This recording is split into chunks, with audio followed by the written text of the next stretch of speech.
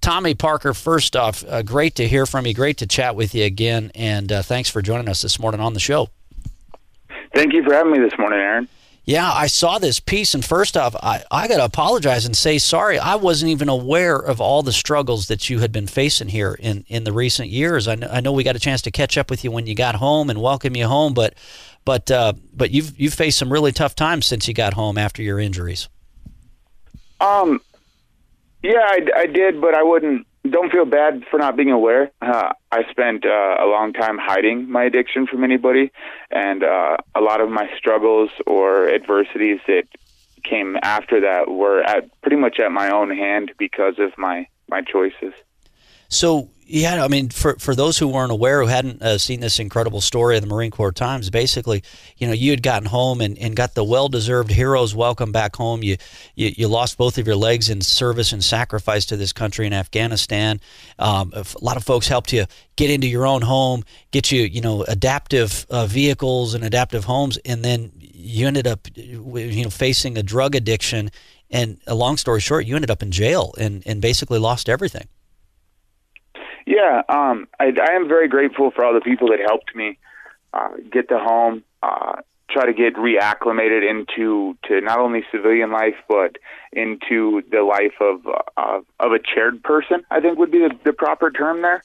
But I had some things going on in the back of my head that I let control me and lead me down a path, starting with pain pill addiction, moving on to heroin, and then to methamphetamine, and doing it IV use, and all of that compounded, led me to serving some time in jail. What finally got you to wake up? What finally got you to start turning things around?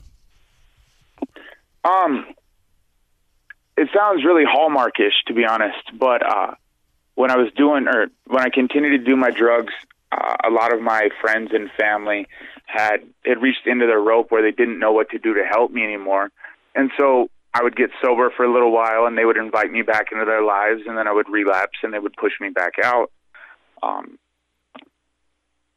there was a person who is now my girlfriend that I started talking to while sober, and I relapsed like usual, like my normal cycle of I'm doing good because the court told me to do good, but that would only last for so long because I didn't truly want it at the time.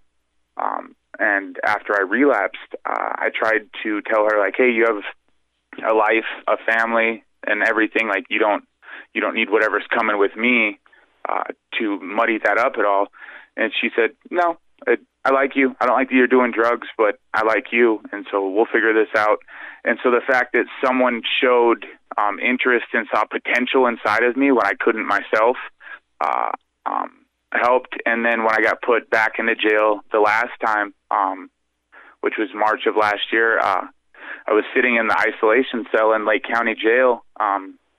Had just got done with my normal routine of I woke up that morning, ate breakfast, read a book for a while, did my workout, ate again, read more book, and then they were shutting the lights off, and I'm sitting there brushing my teeth, looking in my little polished stainless steel mirror, and had the AA book listed it well as an honest encounter with reality. I wasn't acting a certain way or anything like that. I was able to actually see the situation for what it was, and where I wanted to go didn't match the trajectory of where I was going, so I had to make a change. Man, you've been hitting the pavement hard. I saw you're basically out there in your wheelchair, alongside Highway 93, and I'd imagine elsewhere on the streets of Ronan and elsewhere in northwest Montana. But as I saw last November, you're basically competing in half marathons, training for some other races. Talk about what all you've been up to. Yeah, Aaron, I've been out there training as much as I can. I'm glad that we had a calm winter and there wasn't a lot of snow on the ground. But I have competed in 6 half marathons. I think 6, might be 7. Is it 6? And 1 full marathon that I did in it was a Phoenix Mesa marathon in Phoenix, Arizona. Wow. And then we were supposed to do the Baton Memorial Death March. Yeah. Down in Las Cruces, New Mexico. but because of this the coronavirus epidemic, they shut it down. Dara and I were luckily still able to go down to New Mexico and enjoy it, and still get roughly 20 miles in on a hike one day with some people. And yeah, I think I saw some pictures of you in the desert sands of New Mexico. Hopefully you didn't have to push that wheelchair through all that desert sand. Hopefully there was at least a little bit of a compact trail for you. Well, luckily luckily it had rained on the White Sands Monument Park the day before we went there, so the sand was compacted a little bit. But I also have a specialized chair that Impact Montana, a nonprofit here in Montana that helps veterans, helped me get, that allows me to go off of the pavement more easily, because your regular wheelchair has smaller front wheels and narrower back wheels. They're more streamlined. They're designed for ease of use for people in the city and stuff like that to get around. But here in rural Montana, it's not that easy. There's more grass than pavement. And even on the pavement, let's be honest, that can be a challenge. There can be, with potholes and other things like that, and other bumps along the way. Tomy, how can folks follow your journey or support you in this journey as well? They can go to kingkong0311.com. It is a blog that my girlfriend Dara Rodda is putting together. It initially started with a class project where she had to write a blog and release it onto social media to see how many views it got. And it was a big hit with at least the people that we have following us currently on Facebook and Instagram.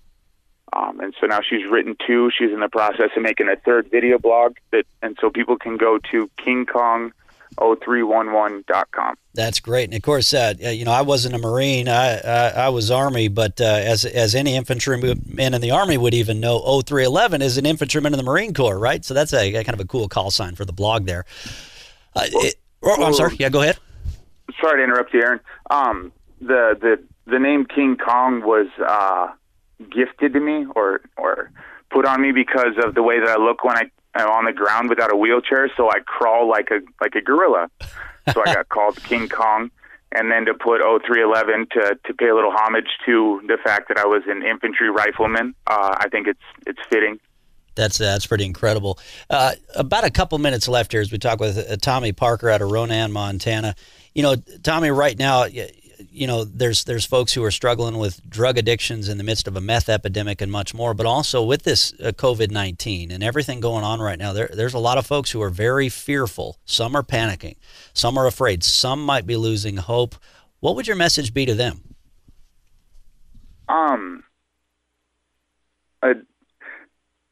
Things always look darkest before dawn. I mean, no matter what's going on, you can survive more than you realize. And to use a quote that I've used in the past, life is a great big poker game. We all get dealt cards. Some are good, some are bad. The cards that we're dealt aren't really that important. It's how we play them. So play the hand that's in front of you until you get new cards, and I guarantee you that you can survive more than you realize. That's very well said. That's very well said. You mentioned Impact Montana. I think that's the organization that also our other friends in the Flathead are involved in. That just got back from a trip to Kilimanjaro. I think Starla Barnes, Starla Hilliard Barnes, who just climbed Mount Kilimanjaro, first a two-time paralyzed person ever to climb Kilimanjaro. I think she's affiliated with that as well. I'm not sure that she is, because Impact Montana is veteran based, but she very well could be, because I know that she is definitely a front runner on making sure that there's handicap accessible parks and things for people in wheelchairs to do. And since we're bringing her up, I want to tell her congratulations on being the first twice paralyzed person to summit Kilimanjaro. Yeah, that's huge. Quite a feat for anybody to do. That's true. Well, Tomy Parker, sorry we're out of time. Thanks again for sharing your story. Great to have you on the show. Thank you, Aaron.